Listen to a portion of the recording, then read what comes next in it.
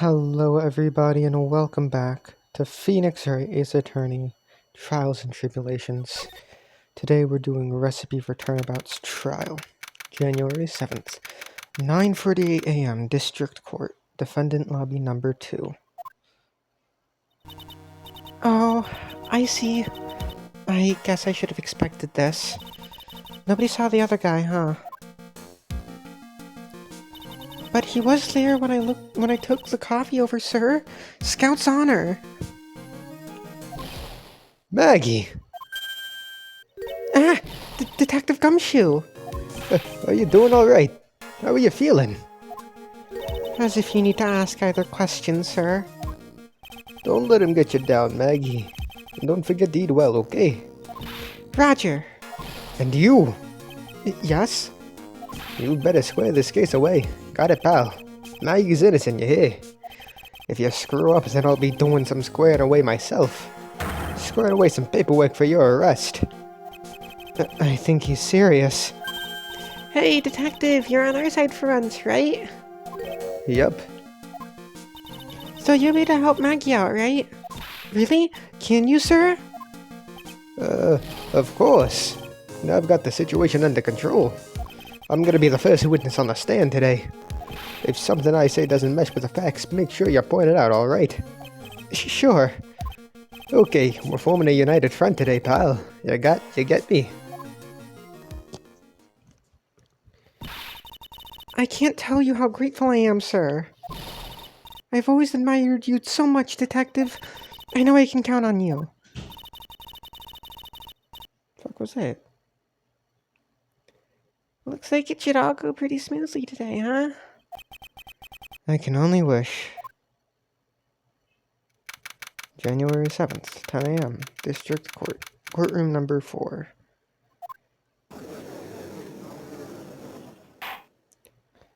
Court is now in session for the trial of Maggie Baird. The defense is ready, Your Honor.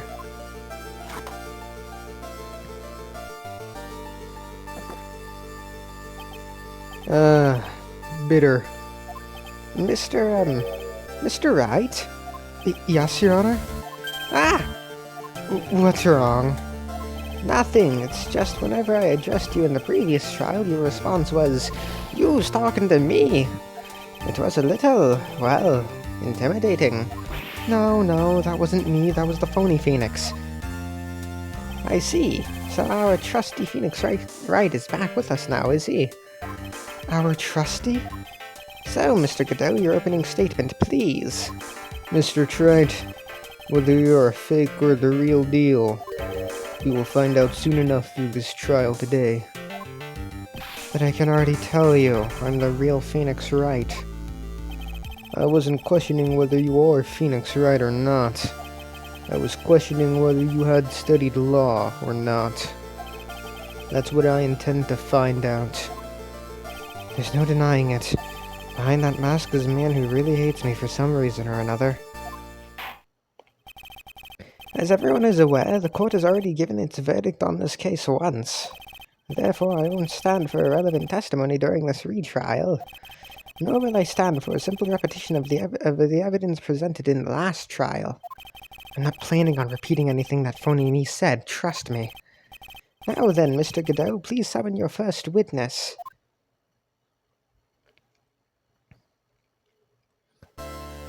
Let's start with the formalities, shall we?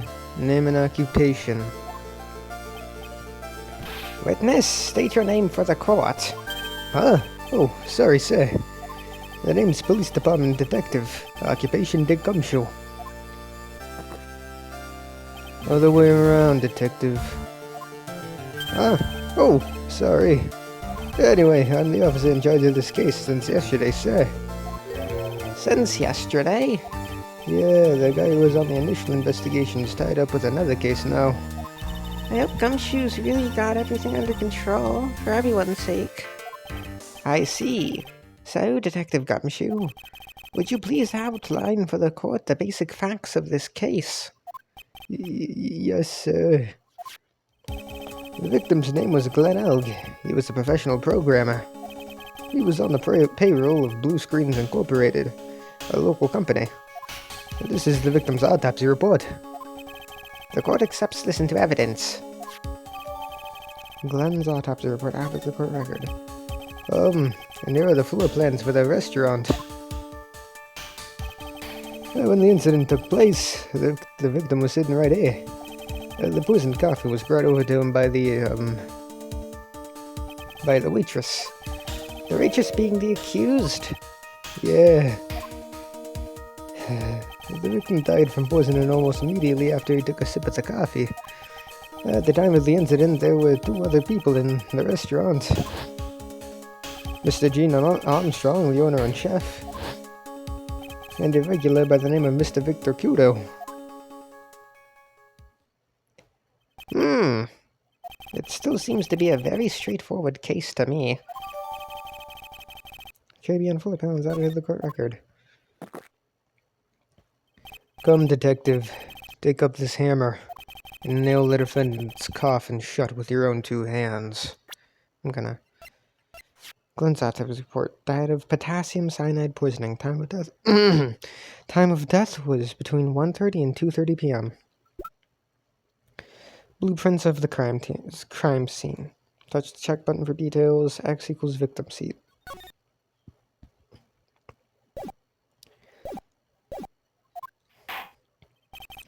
Now then, Detective Gumshoe, let's have your testimony. Yes,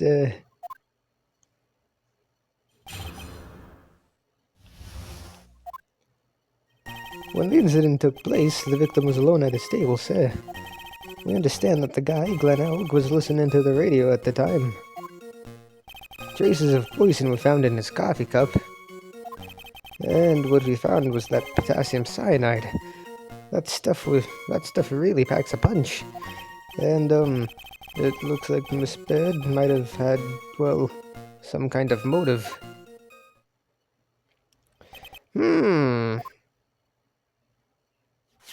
Using the darker aromatic depths of coffee to conceal the poison. Classy lady. The facts of this case seem to be ironclad. Mr. Wright, I will ask you to begin your cross-examination, but... Yes? Please, no intimidation tricks this time around, is that understood? I already told you that wasn't me.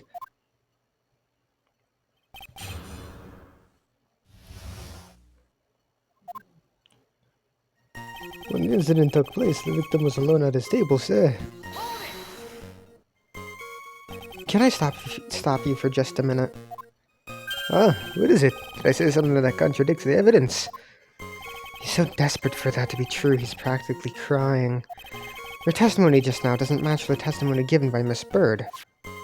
She claims that there was another man at the victim's table. Yeah, that's what she said. And I... What killer wouldn't say that when faced with a homicide conviction? Hey. Sadly, her testimony isn't supported by the owner or the other customer. Isn't that right, Detective Gumshoe? Yeah, it's true. The 2 testimonies tie up on that. They both said there was no other guy at the table. What should I do? Should I press on this point a little harder or not? Well, maybe the other witness just missed him. Perhaps their view of the victim's table was obscured in some way. Ha! That argument is as weak as the coffee at Tribulations, Wright. I have here in my possession a ticket. A ticket? Looks more like a photo to me. Yes, a one-way ticket to Guiltyville. Population, the defendant. This is a photograph taken from near the entrance to the kitchen. This is the scene as witnessed by the chef moments after the poisoning took place, correct? I think the court will agree that with such a clear view of the crime of the scene of the crime. How, Mr. Wright, could anyone have overlooked the second person at the table?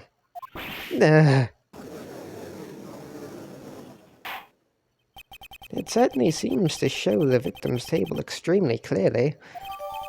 Crime photo out of the court record. We understand that the guy, Glenn Oak, was listening to the radio at the time. He was listening to his radio, you say? Let me choose. Firm photo. A photo of the scene taken from near the kitchen. Bum. Yeah, he had a portable radio in his chest pocket. Maggie told us that too, didn't she? Something about how one of them had some sort of earpiece? What should I do? Should I press on this point a little harder or not? And what was it that the victim was listening to on the radio, Detective Gumshoe? Ah, how should I know? Thanks a lot. We're now one step closer to the middle of nowhere. This isn't going very well, is it? Detective, could you perhaps tell us about the poison and how it was used? Traces of poison were found in this coffee cup. So, traces of the poison were found in the coffee cup and nowhere else. I'm not sure I get you, pal. Was the poison a liquid, or was it a powder? If I had to put it in layman's terms, I'd say it was a powdery substance. So the poison could have been in anything that was on the table. Sugar, salt, pepper. Ah. Do you put salt and pepper in your coffee, Wright? The victim took his coffee black with no sugar. It seems that the poison could only have been in the coffee. What should I do? Should I press on this point a little harder or not? Are you absolutely certain that the victim even drank any of his coffee? Huh? What do you mean? According to this file, the poison was found in the victim's coffee cup. But what proof is there that the victim ever drank any of it? Oh, hey, you're right. That's what I was thinking. In case you were wondering, that last objection was for the detective there. Huh? For me? Oh, hey, you're right. You may be fooling the court, but I'm not falling for it. If you have the time to waste, you have the time to present that piece of evidence. That piece, sir? Yes, that piece. What piece was it again?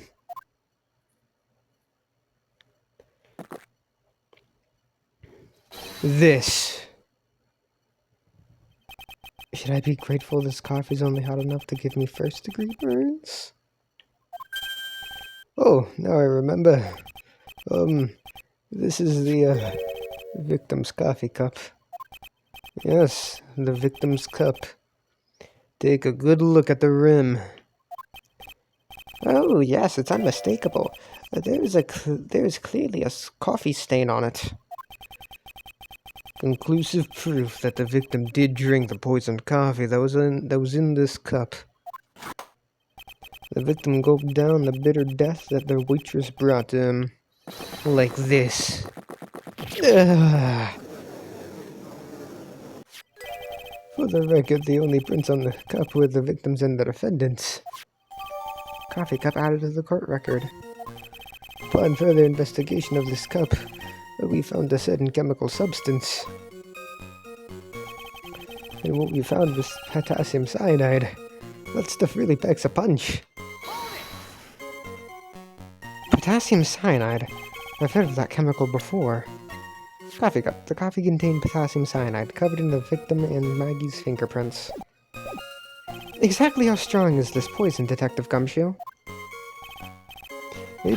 Well, that stuff's lethal. Way too much in your history. How much is too much? A lethal dose is 0.2 grams. That's about enough to finish anyone off. 0.2 grams? How much is that? You know when you swab your ears for earwax? Yeah, about that much. Earwax, huh? Sounds like something Gumshoe's got an abundance of. Such a small quantity of poison couldn't have been concealed anywhere. And, it looks like Miss Baird might have had, well, some kind of motive. Some kind of motive?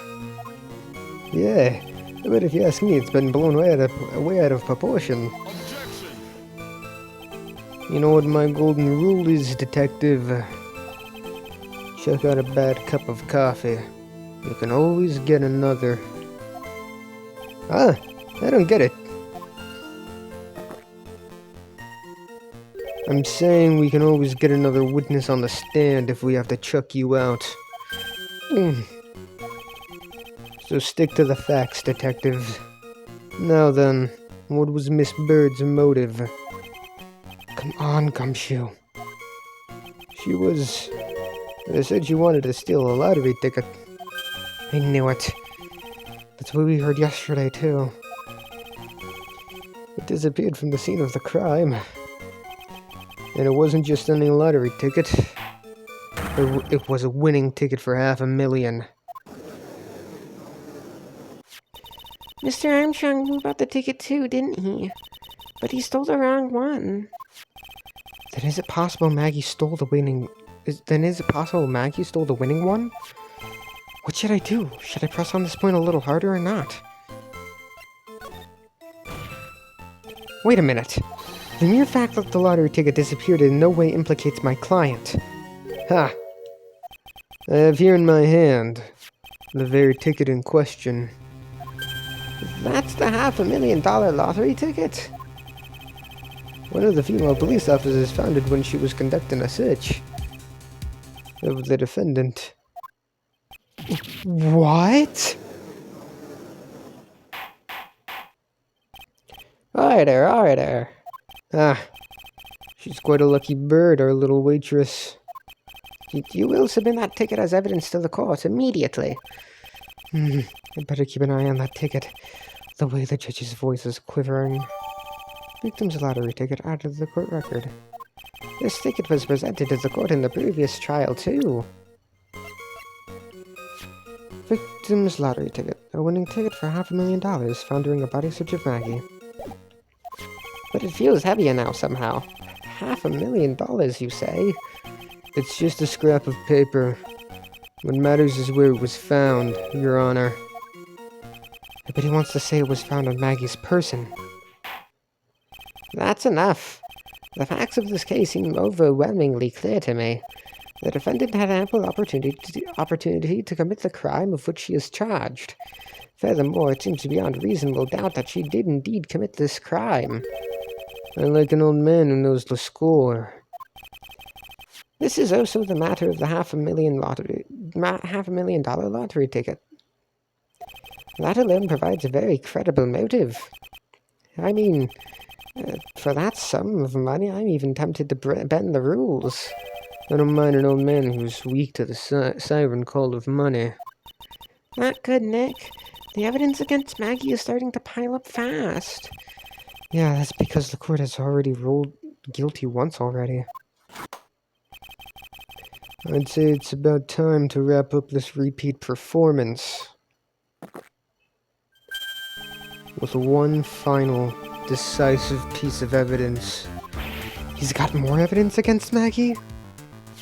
This is the apron the delightful Miss Bird was wearing at the time. Wow, that's not the cleanest apron I've seen. Wow, that's not the cleanest apron I've seen. That stain looks like... It can't be blood, can it? Huh. It seems the star of our play was a little flustered. And somehow spilled coffee on herself. The coffee? That's not exactly the first thing that caught my eye. Of course, the coffee stain isn't the most interesting thing about this apron. No, there's something else that stands out even more. Something else? I presume you mean... Of course, I'm referring to the pocket. The pocket? A search carried out right after the incident uncovered this. Potassium cyanide, the very poison used by the killer, was in her apron pocket. Bottle of poison in Maggie's pocket. Yeah, and Maggie's prints were the only ones on it. What? Order! The court will accept these items into evidence. Apron out is the court record. Potassium cyanide added to the court record. There's something still bothering me, Mr. Godot. Why have you not explained the blood stain to the court? Apron. Worn by Maggie at the time of the incident, has small pockets but big stains. Potassium cyanide, a deadly powdery poison, bears Maggie's fingerprints found in her apron pocket.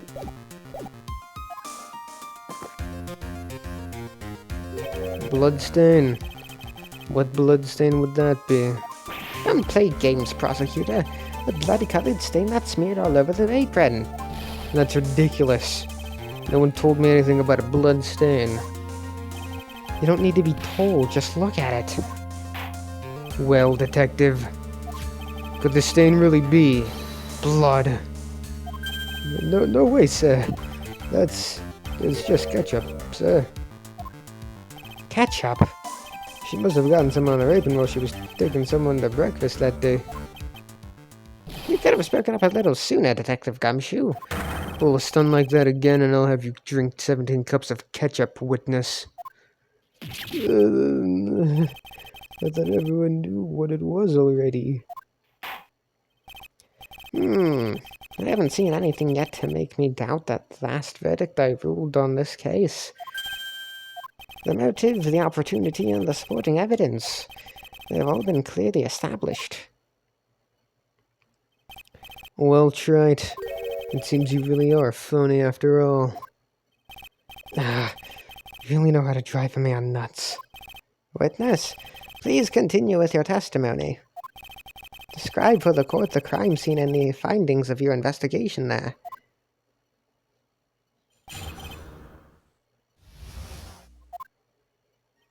The crime was reported at 2:25 p.m. by a kind of scary old man, sir. Poor Maggie had passed out from the shock. It must have been real tough for her.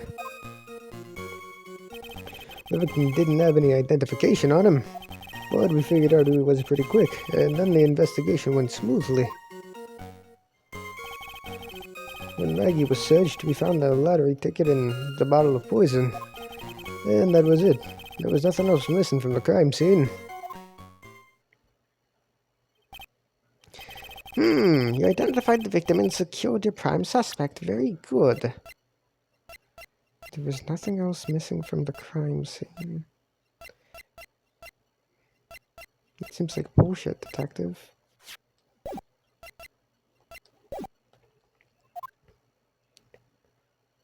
Last chance to convince the court you're a real lawyer, Wright. Don't count on any more cross-examinations after this one. So let the fun begin.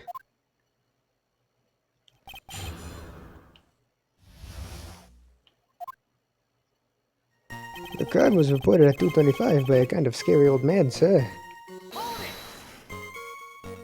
Scary old man, Detective Gumshoe? There's an old man who's a regular at the restaurant where the incident happened. We're obviously talking about the same old man. Officers were dispatched right after the report came in, but the old guy still made a fuss. What took you so long? Then he hurled abuse at them, and seeds. Seeds. Ha! It was nothing. I cut each one with my teeth. I guess not even the mighty Godot can avoid being attacked by that guy. The old man was the only other customer in the place at the time. He took his time finding a payphone, apparently, so he was late reporting the crime. Poor Maggie had passed out from the shock. It must have been really tough for her. How long was the defendant unconscious for? The officers got to the crime scene at around 2:40. Maggie was still out cold in the kitchen at that time. It took another 10 minutes or so before she came to. I would have liked to have been on the scene myself. I bet you would have liked to have carried out the search, too. I would have loved to see Maggie asleep like that. All pretty and peaceful. You're a professional detective, Gumshoe, not a professional bird watcher. Save the romantics for your own time, detective. All we need to know about is the investigation. Oops, I guess I'm pretty red right now, aren't I? The victim didn't have any identification on him. No, that's not what I meant to do. He didn't have any? Are you saying that it was stolen then? No, I don't think so. The victim didn't have a driver's license or even a credit card on him, pal. All he had was 58 cents in his wallet. 58 cents? Yeah, I can't believe I found someone with less in their wallet than me, pal. The victim sounds like he was a thoroughly miserable young man. Or some kind of outlaw. Why not give him a bit of an edge? I think I'm onto something here. But we figured out who he was pretty quick, and then the investigation went smoothly. Wait a sec. Huh? Did I say something dumb again? Let me paraphrase what you just testified to this court. The victim didn't have any form of ID on him. That's basically what you said, yes? Yeah, basically.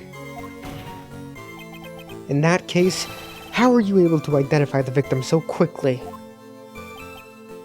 Oh, that. He's so let down, he's got the whole sagging shoulders and puppy eyes thing going. There was a prescription bag on the victim's table along with a lottery ticket. It seems Mr. Glenelg visited his doctor before he went to Tribulations. We got the victim's name from the medical records of the doc who prescribed the meds. That's a reliable enough source for the court.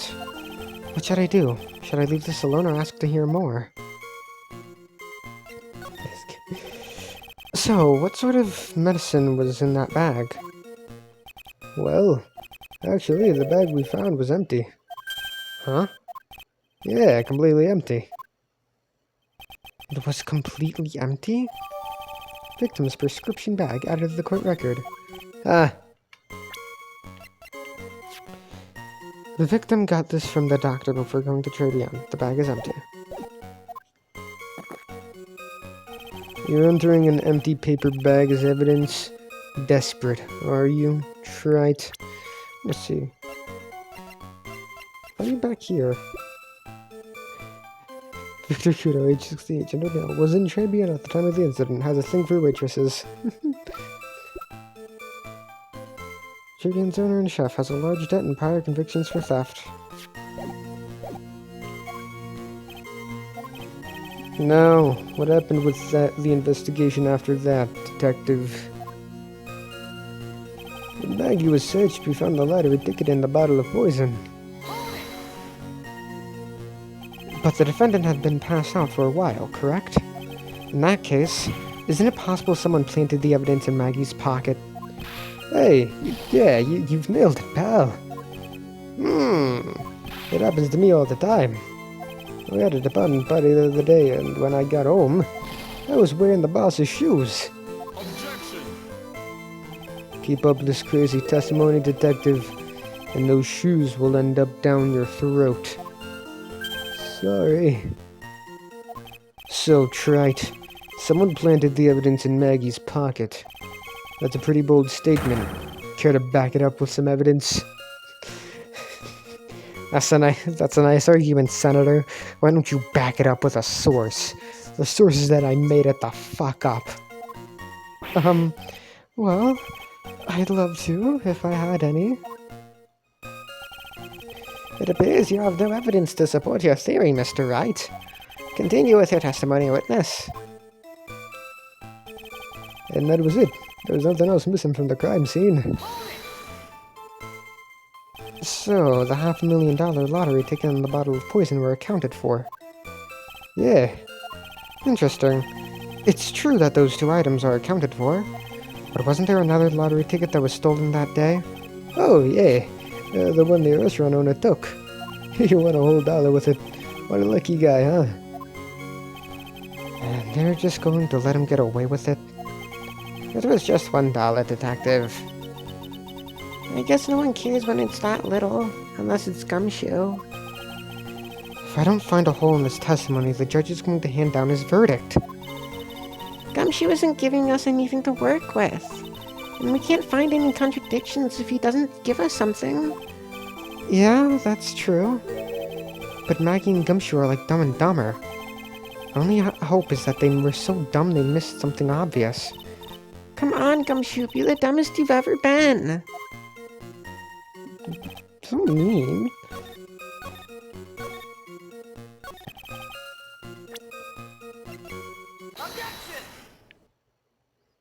Detective Gumshoe, I think I should point something out to you.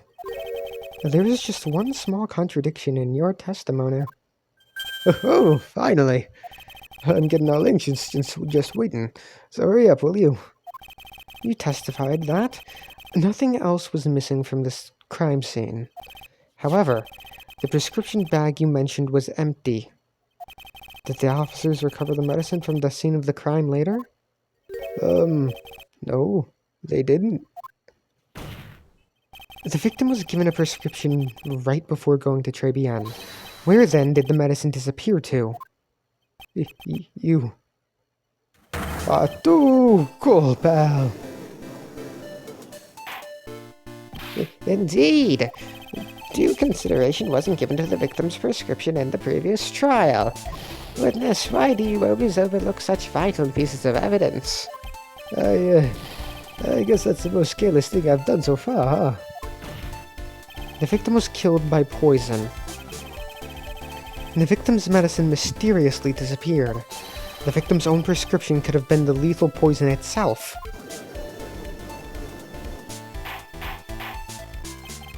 Order. Well, Mr. Godot, what do you have to say to that? That's all.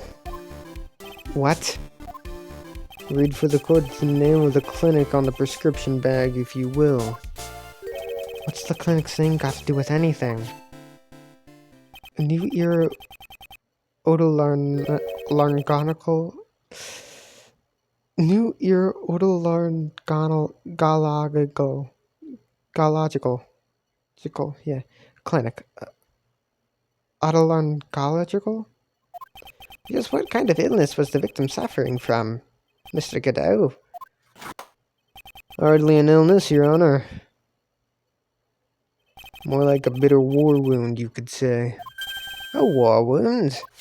The day before the incident, Mr. Elg found himself in a fight. He took a blow to the side of the head and ruptured his eardrum. Then what on earth was the prescription he was given?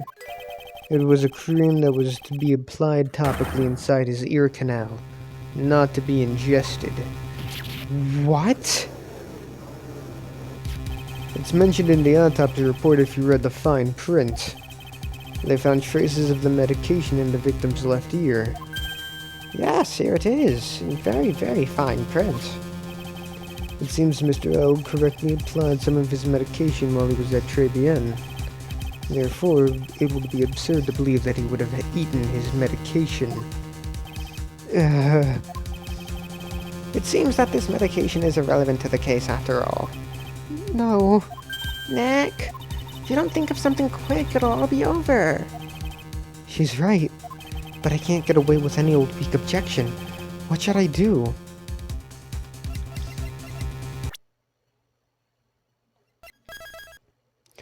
You saving pals?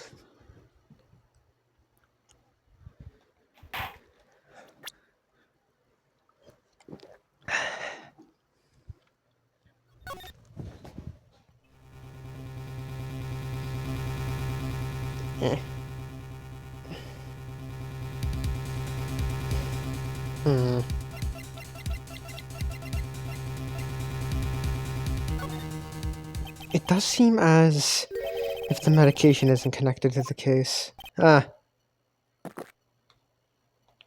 Maybe the last Mr. Tried was the real one. At least he didn't waste time. Indeed, if you have nothing further to add to the medication issue, the facts of this case seems to be no different to those presented in the last trial. I would therefore have no choice but to hand down my verdict. Nick, don't let him do this. You've got to stand your ground. Now then. Wait, Your Honor. Actually, this prescription is absolutely pivotal to the case. Mr. Wright, did you not just say the exact opposite only moments ago? Gotta lose a few battles in order to win the war, I suppose. Only moments ago, Mr. Godot made the following statement. It seems Mr. L correctly applied some of his medication while he was at Tribulations.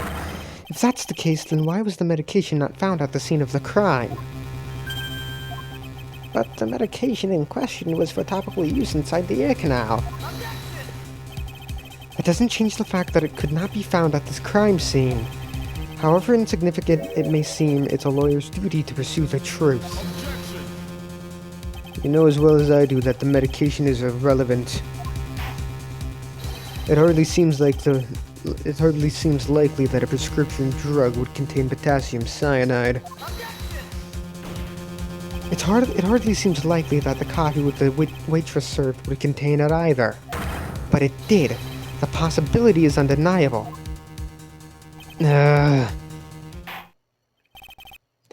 That's enough. Mr. Godot, is the detective the only witness the prosecution wishes to call?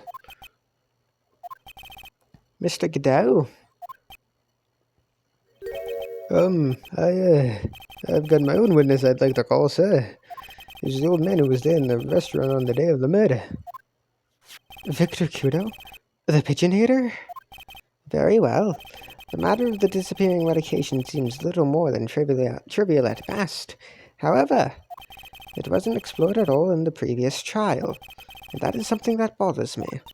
Yay! Good job, Nick! The court will adjourn for a 10-minute recess, after which we will hear the prosecution's next witness. Huh. I suppose this means I'll just have to finish you off in my last 6 cups. Court is adjourned for recess. I don't know why they didn't put a to be continued there. Like, I feel like they were going to, but then just forgot. January 7th, 11:03 a.m. District Court. Defendant Lobby Number 1. Phew, that was close. Tell me about it. I nearly died in there. That's my line, sir. No, it's my line. I think I really did die a little bit. Looks like we all nearly died in there. I can't believe Detective Gumshoe. How could he betray us like that? Huh? He said he'd help me, but he totally set me up. I don't think he meant to do that, Maggie. He was backed into a corner. I mean, the guy's got to do his job, right? It's okay. I know all about lies and betrayal. I've had them my whole life. But it really hurt this time. It felt like someone punched me hard in the stomach. I hate that guy. I don't ever want to see him again. Poor Gumshoe. So the next witness is going to be that old guy from the park, right? Yeah, Mr. Kudo. Lover of waitress outfits and projectile seeds. But he's gonna be really stubborn. I mean, he's pretty set in his ways, you know? Yeah, he's a bit of an old grouch. He's a big old grouch. Are you going to be able to handle him, Nick? Yeah, I can take whatever he throws at me. Even those never-ending bird seeds. January 7th, 11:15 a.m. District Court, Courtroom Number 4. Court will now reconvene for the trial of Maggie Bird. Mr. Godot, your next witness, please. The prosecution calls the lucky old-timer who caught the show over a cup of coffee. Will the witness please take the stand?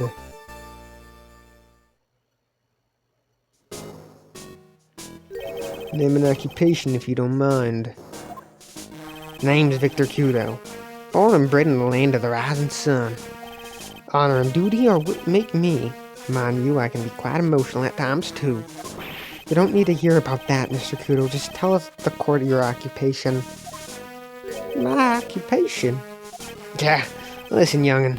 How much call do you think there is for a kimono embroidery here? Kimono embroidery? That's what I do. We're dead back in Japan.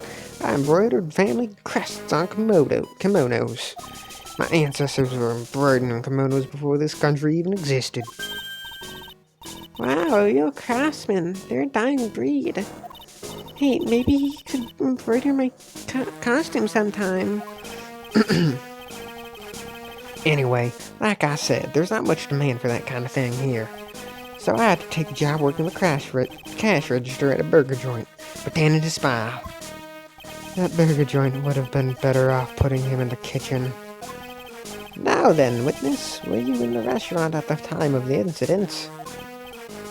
Oh yes, I was eating some seeds over a cup of Javachino. Seeds? What do you think these are, I see. So you saw everything that happened, Gramps. Did I? Oh yes. Yes, I did. I saw it all. Then please, tell the court. We're all ears. Sure. I'll tell you every last detail. He's really getting into this. I can't remember if he has 3 or 4 testimonies. I think it's 4, though. The young man was reading the sports paper. Serving girl brought him a Javachino, but she put something in it. That man took one sip of it, looked like he was in terrible pain, and then collapsed. That's the serving girl, right there in the defendant's chair. I remember her well. Mr. Kudo, she's not a serving girl. Please refer to her as a waitress. Gah, you're as bad as the rest of them. Oh, these newfangled words. What's wrong with the old-fashioned ones, Newfangled? All this talk of radios and glasses. It's wireless and spectacles, I tell you. Excuse me. Listen to me, everyone. Don't forget the old values. Don't let the good old days slip away. Well, I think it's time to begin the cross-examination, Mr. Wright. Yes, Your Honor.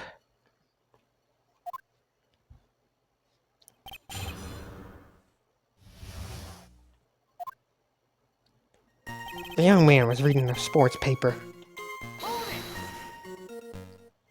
So, you saw the victim, then? You saw Mr. Glenelg? I wanted to know if Guts and Brown retained his championship or not. So he was looking at the sports paper the victim was reading, huh? And at the location in question. There are partitions between tables on the same side of the restaurant, right? So what if there are? If you say that you could see the victim, that means you were sitting at a table on the other side of the restaurant, correct?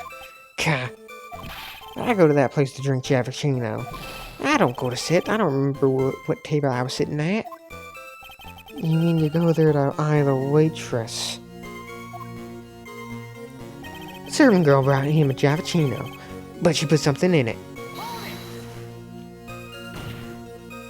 Mr. Kudo, that is a very grave accusation. Are you sure about what you saw? Victor Kudo never makes mistakes.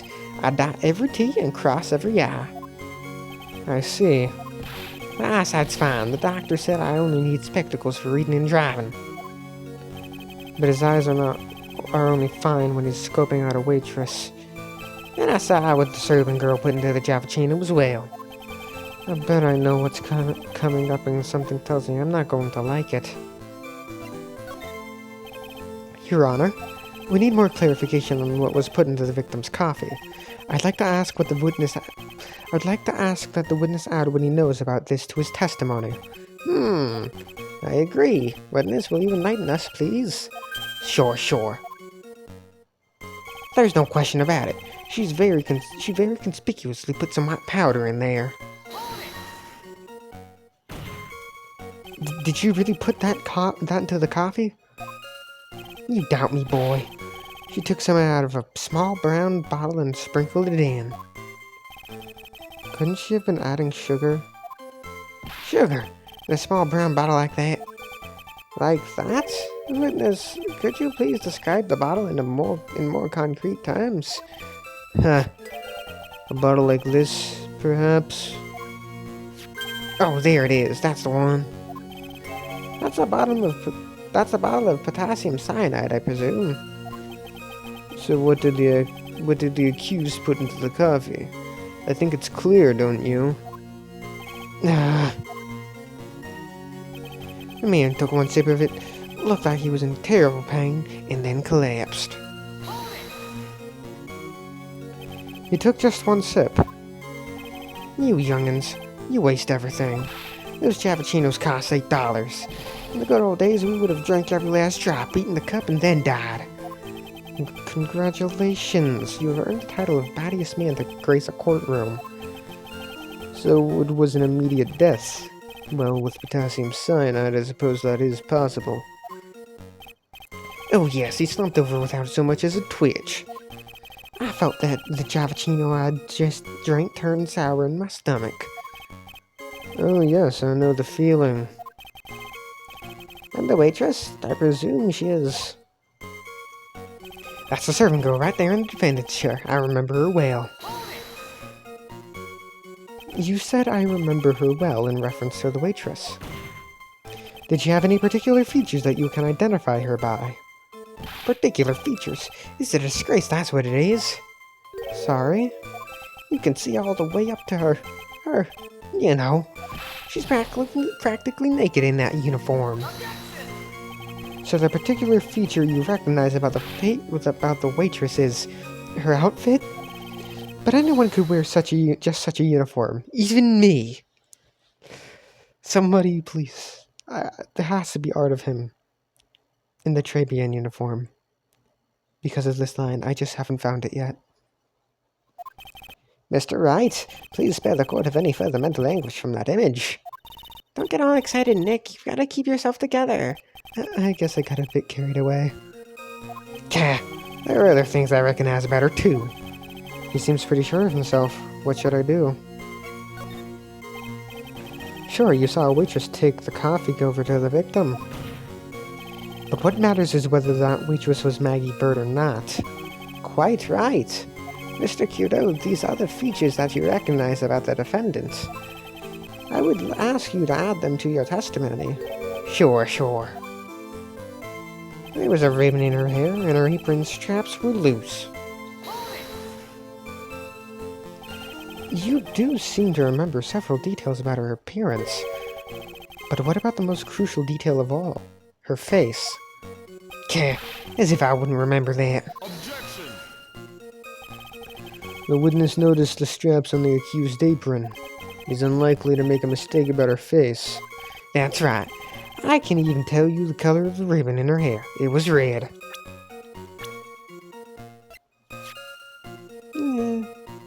Red, orange, probably. So you see, there's nothing wrong with the witness's eyesight. There's no doubt he remembers the waitress pretty well.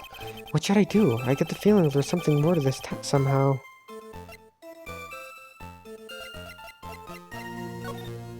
Mr. Kudo, you seem especially interested in straps. Why is that? What? The ribbon in her hair, the straps on her apron. What's the fascination? Fascination? Objection! People have all kinds of fetishes, Trite.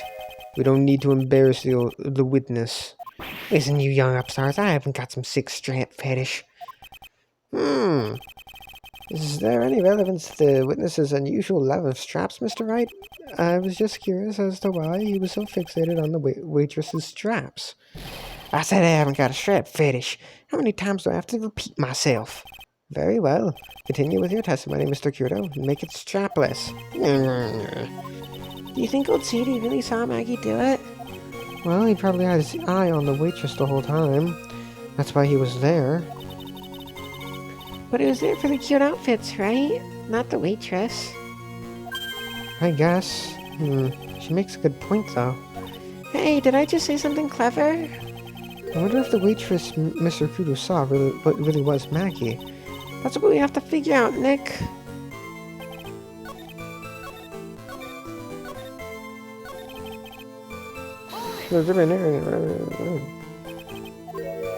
Okay. Objection!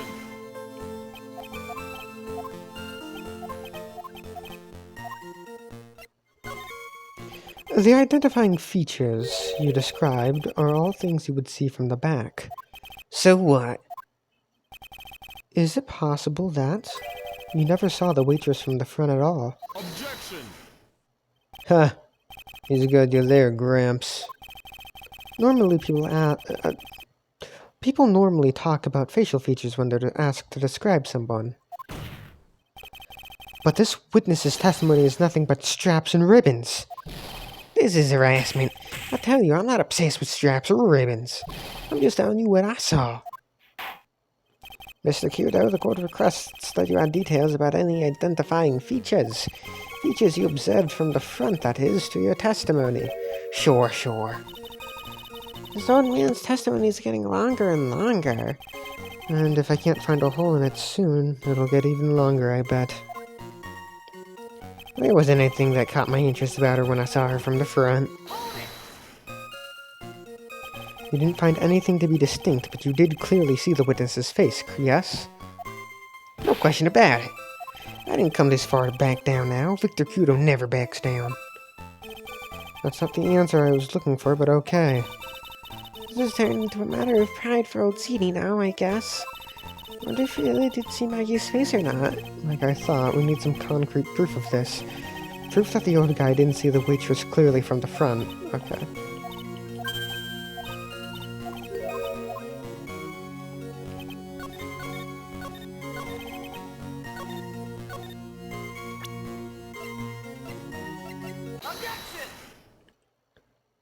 Mr. Kudo, I would like you to please take a look at this. Gah, that filthy thing would suit filth just like you perfectly. That actually reminds me of what my grandson looks like after he's done eating. Have you ever seen this before? Of course I haven't. Do you think I'd forget something as dirty as that, Well, you half-witted clout. What? What is it?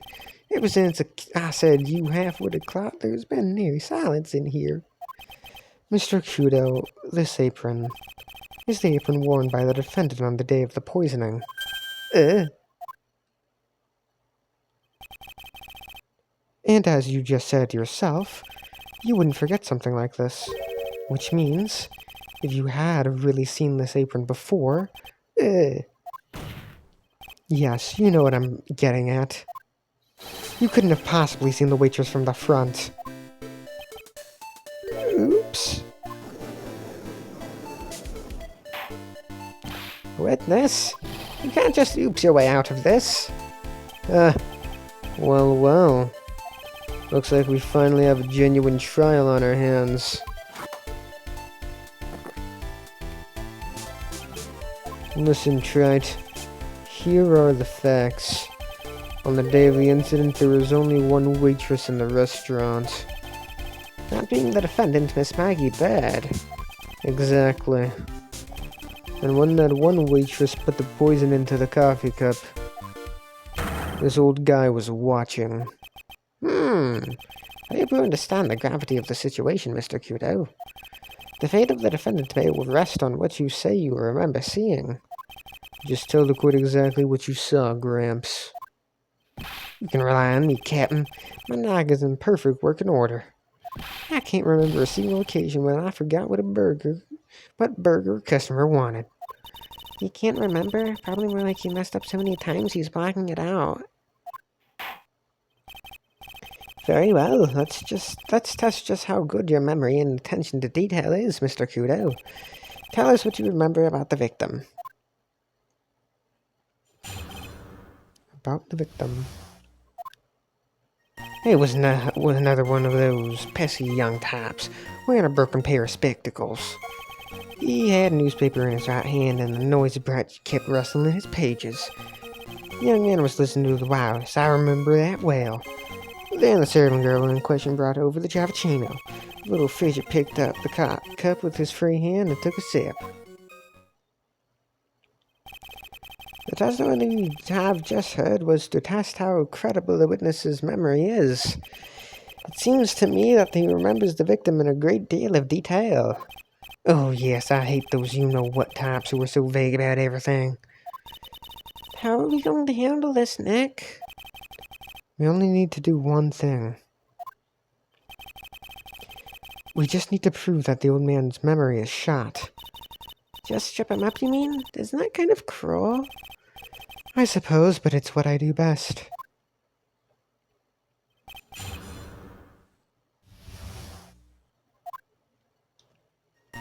He was another one of those pesky young types wearing a broken pair of spectacles. Spectacles. dark glasses, do you? One of the lenses was green, but the other was broken. Newfangled rubbish. That's why I remember him so well.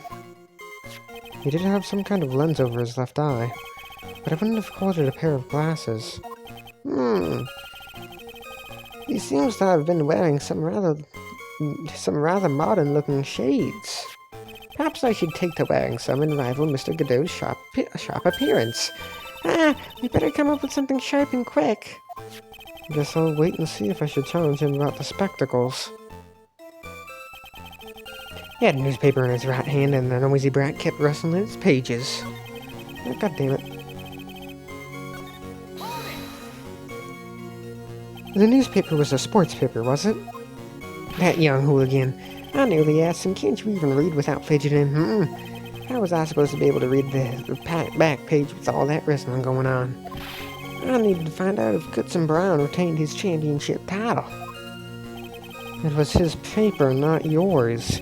If you wanted to know so bad, why didn't you buy your own? What are you looking at me like that for, How dare you judge me? Ow, ow! Goodson Brown got beaten yesterday, by the way, anyway. The young man was listening to that wireless. I remember that well. The wireless? The decadent young rascal. In my day, it was one or the other. Read the paper or listen to the wireless. Oh boy. And using an earpiece, it's selfish, that's what it is. I was straining my ears, but I couldn't catch any of it. Was he that desperate to listen to the radio? What are you looking at me like that for, How dare you feel sorry for me? Ow, ow! Then the servant girl in question brought over the Jappuccino. You mean the waitress, who you only saw from behind, right? You're one of those, are you? You never let anything go, isn't that right? Maybe. What does it matter if I saw her from the front or from... Okay. Ow, ow! I better not push it until I've got some hard evidence. Little Fitcher picked up the cup with his free hand and took a sip. His free hand? Yes. Which hand was that? Weren't you listening before, cloth ears? I said he was wrestling the newspaper with his right hand, didn't I? If his free hand wasn't his right hand, then which hand would he use, moron? I don't even know what he said. I made it up after. Ha! Perhaps the great Mr. Tried has three hands. Yeesh, I was only asking. No need to gang up on me and treat me like a freak. The whole point of this cross-examination is to establish just one thing. That this old guy's memory has more holes than a slice of Swiss. I guess we just need to find out a contradiction in his testimony somewhere, huh? Anything will do. Even the smallest detail. We just need one mistake in his hours. It was a word. Okay.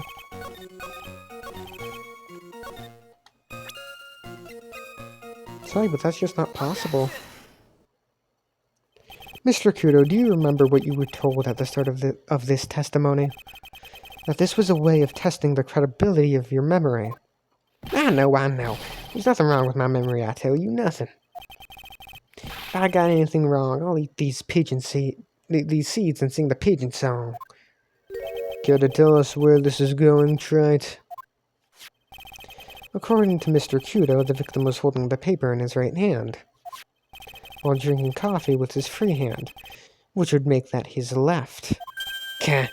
What is this, kindergarten? But I would like the court to please take a look at this. That's the cup of coffee the victim used, correct? Yes, and on the rim you'll notice the mark left by the victim's lips. Yes, there is a stain left by the coffee. If you consider where that stain is, you'll clearly see that the victim was holding the cup in his right hand. But how? Well, Mr. Kudo, the court is waiting for your epic performance. You said you'd eat those seeds and sing the pigeon song. Ah! Mr. Kudo, I'm afraid this is simply not acceptable. I think the witness had better go back to the park. Wait! If you think I'm gonna stand here and listen to you tell me I'm mad, you're wrong. I don't care about that dirty coffee cup. I know what I saw. You still insist on your testimony? That young Brad was holding a cup in his left hand. Oh yes, no question. I'm a good law-abiding citizen, I am.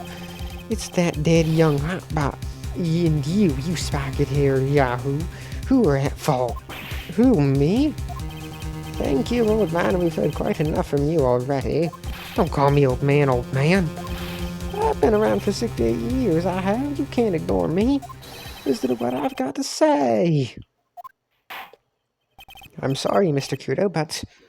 Sure, why not hear a little more? Mr. Godot...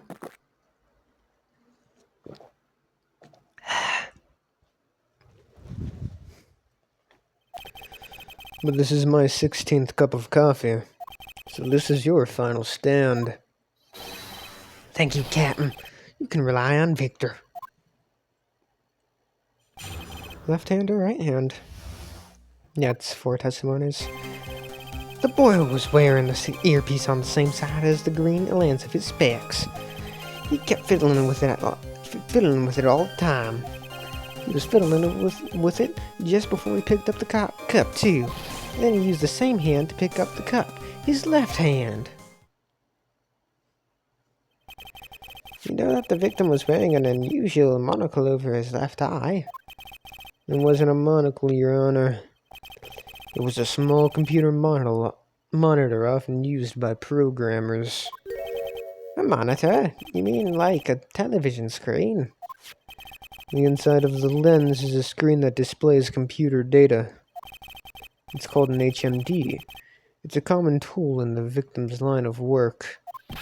HD, TV, DVD, CD. All these newfangled letters drive me mad, but they don't matter. I know what I saw and I'm telling the truth. It's true. He doesn't seem to be lying. And those are the facts, in good old bold black and white. Left hand or right hand? The boy was wearing the earpiece on the same side as the green lens of his specs. So the victim was wearing an HMD. HD, TV, CD, DVD, what does it matter? It was none of them actually, but anyway. And you're sure that he was wearing the earpiece on the same side? No question. I can only see that side of his head from where I was sitting. Yeah, that's pretty obvious if you look at the floor plans.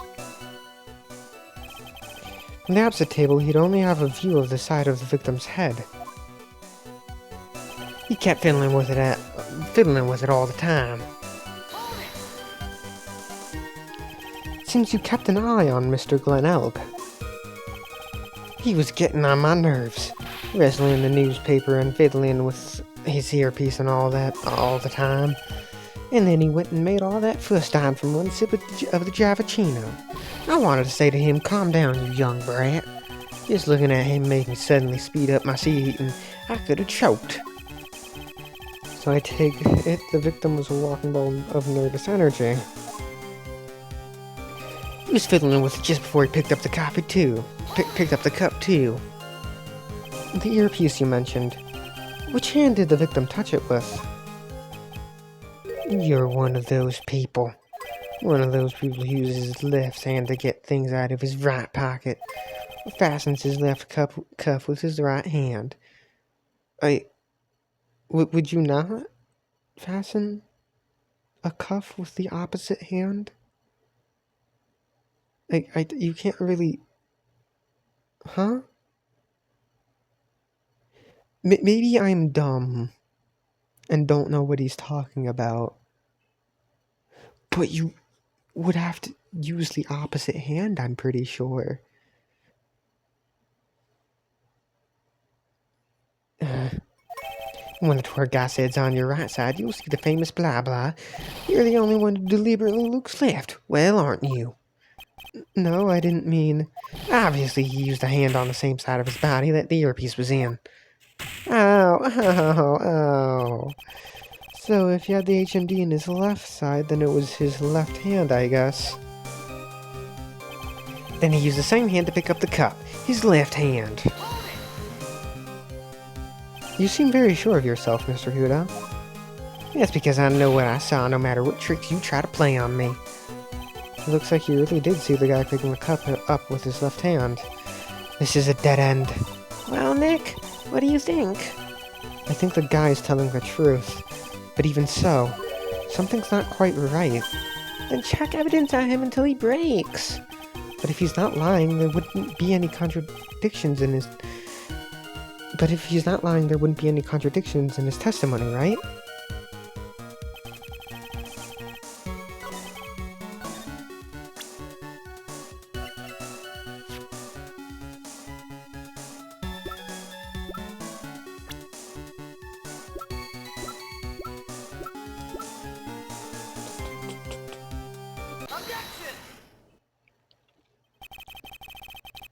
I'm not sure what the relevance of this is, but...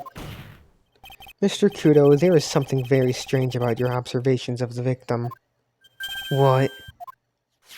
You say he was wearing the earpiece on the same side as the HMD. No question. You can knock me up if I'm wrong. It was his left ear without a doubt. Yeah, I could only see that side of his head from where I was sitting. I don't think so. What did you say? You're no doubt unaware of this fact, Mr. Kudo, but the victim couldn't hear with his left ear. His eardrum was ruptured. Eh? Traces of medication for his condition were found in his ear canal. That's right. It's impossible that the victim was wearing his earpiece in his left ear, because he couldn't even hear in that ear. Is that true, Captain? It is. Pigeon. Pretty pigeon. Hey, he kept his word. Order. This witness's testimony is completely unreliable. He only saw the waitress from behind. And he claims the victim was wearing an earpiece when we know his eardrum was ruptured. Well, Mr. Godot? A single drop of milk is all it takes to destroy the pure black magic in the cup. This old man is my drop of milk. Captain, are you calling me a drip? This is the victim's coffee cup in which the potassium cyanide was found. The mark on the rim clearly shows that the victim picked it up with his right hand. I'll never back down, I know I'm right. The lad drank his cappuccino with his left hand. Let me put you out of your misery. Clearly the victim used both hands. He took a sip with the cup held in his right hand and then switched to his left. That's what the old man saw. Impossible. The witness has already testified on numerous occasions. The victim died immediately after taking just one sip of the coffee. Which hand the victim used to pick up his cup is irrelevant, Your Honor. The facts still stand. With one hand or the other, Mr. Elk drank the poisoned coffee. Like this. Sadly, Mr. Godot, that doesn't wash. The point of this testimony was to establish whether the witness's memory was credible. And the results are clear. The testimony given by the witness is useless.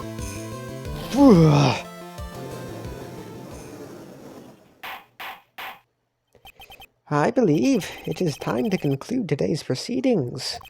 I am satisfied that the witness is not deceiving the court. But to be frank, his testimony is a farce. Did you have to be so frank? Take that, you pompous old foggy. I'm sorry, Mr. Kudo. You can't reach me from there. I'm ordering the defense and the prosecution to investigate this case further. That is all for now. This court is adjourned. Hold it. Wait. If we stop now, where does that leave me? Leave you, Mr. Kudo? Thanks to that blue-suit young upstart over there. I'm just a bumbling old man who can't even dot his T's or cross his I's now. How is your bad memory my fault? I'm sorry, Mr. Curto, but there's nothing I can do. I've kept my mouth shut until now. But there's something else the court should know. What? There's more? To be perfectly honest, it might not be anything. But I want another chance. I want another crack at you, you young shark. Me? He's looking at me like I'm some sort of evil shogun. Well, everyone, what do you say to one final showdown? Final chapter in this eccentric man's old scrapbook. This eccentric old man's scrapbook. Sorry, Gramps. I've already had my 17th cup of coffee. What have you got to lose, Captain? I'll give you all the coffee you want if you come to my house after the trial. I may be 68 years old, but Victor Kudo is still a man. That's enough, witness. I believe it will be quicker for the court to just hear your testimony. You bet. Much, much quicker.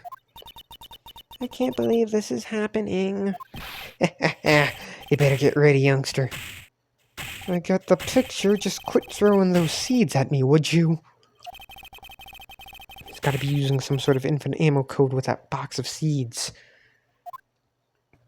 Yeah, it's left, right, up, down. Up, down, left, right. Fuck. Up, down, left, right, BA, start, I think.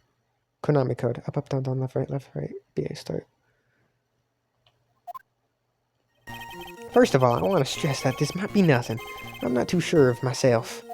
The young boy slumped over the table as soon as he took one sip of his cappuccino. Well, the clumsy idiot upset the vase. He knocked it right over. It broke, and the strip of cloth covering the table completely soaked. Well, how about that? Turn things upside down, Is that all? Yes, that's all. I remember it perfectly. Eh? You doubting me again? You're doubting a poor, defenseless old man. No, we're not doubting you, Mr. Kudo. Don't you get the feeling there's a question hanging on everyone's lips, Nick? Yeah, so what, probably. That's all I can think of, and I have to cross-examine this guy. You're a bird brain, that's why that's all you can think of. Very well, Mr. Wright, your final cross-examination, please. Final showdown. First of all, I want to stress that this might be nothing. I'm not too sure of myself. The court generally prefers if witnesses are sure of themselves. Mr. Kudo? Noisy brat. Nosy brat. I'm warning you, I'm more savvy than a macho man right now. You won't beat me with this testimony. This is the final battle. Ow! He's chucking those seeds harder than ever. I better be careful. Come on, Nick. Nail him. The young boy slumped over the table as soon as he took one sip of his cappuccino. The court has already heard that testimony, Mr. Kudo. I know that. I was just setting the mood. How else am I supposed to build up the suspense, The suspense? Isn't it enough? Should I work the audience a bit more? No, please continue, Mr. Kudo, as quickly as possible. Please, for the love of God. Alright, now where was I? Ah, yes, the young boy slumped over the table, and... Well, the clumsy idiot upset the vase. He knocked it right over. A vase, you say? Yes, there are vases on all the tables in that place. There are accidents waiting to happen. They're practically begging to be knocked over. Well, he's right about there being vases. I do remember seeing them, too. There was a vase on the table when I ate lunch there. And you saw the moment when the victim actually knocked over the vase. Well, it's hard to say. It's a bit unclear. How do you really define? Okay, I get it. I heard it break, and the side of it is burned into my memory as clear as day. It broke and the strip of cloth covering the table got completely soaked. Soaked in water, you mean? Yes, it splashed me on the knee as well. You said you were sitting at a table across the room from the victim, correct? And yet, the water still managed to splash onto you, right? Or splash onto you? It was cold. I clearly remember it splashing me. Could the water really make it all the way across to the other side of the room? Well, how about that? Turn things upside down, You mean the vase on the victim's table falling upside down and breaking? The vase turned upside down, and my testimony's turning this case upside down. It's a joke. I just wanted everyone to hear it. What do you think, Captain? I'm impressed by your ability to waste time. Guitar hasn't raised any objections for a while now.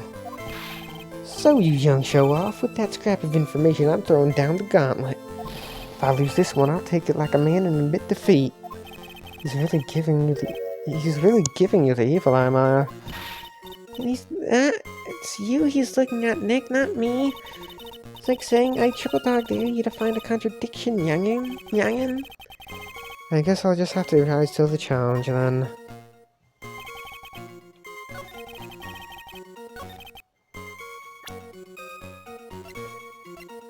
It's this one, right? Yep. Mr. Kudo, this is a photograph of the crime scene. So what? Look carefully at the table. The vase is there, intact. Huh?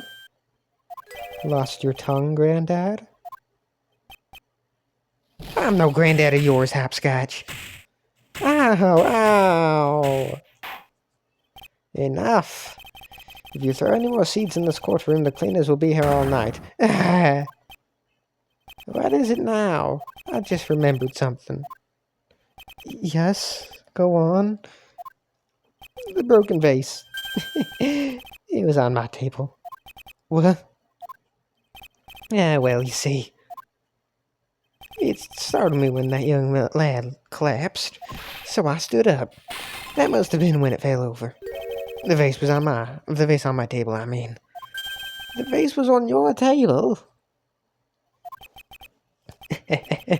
Yes, it was on my table. And that's how my groin came to be completely soaked.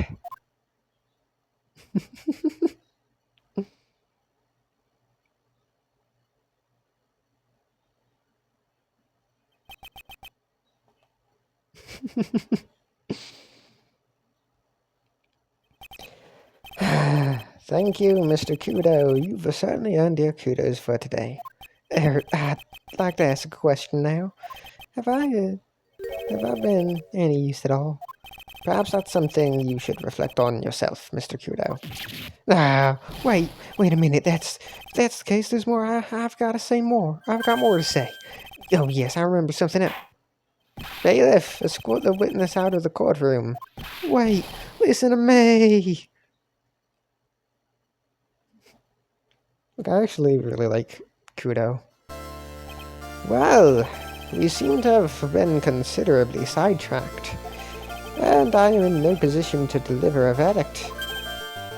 The defendant has not been positively identified as the waitress in question. Additionally, there are two disparities in the testimony we have heard thus far. The mark on the coffee table that the victim supposedly drank with his left hand. Jesus. And the earpiece which was inserted into his left ear, out of which he couldn't hear. Wow, Nick, you did it! I therefore require both the defense and the prosecution to further investigate the facts. Yes, Your Honor. There's one more thing before I call today's session to an end. Oh, one more thing, Your Honor. The witness we just heard from. He is most insistent that his testimony should be of use. So he summarized it according to this statement. Okay.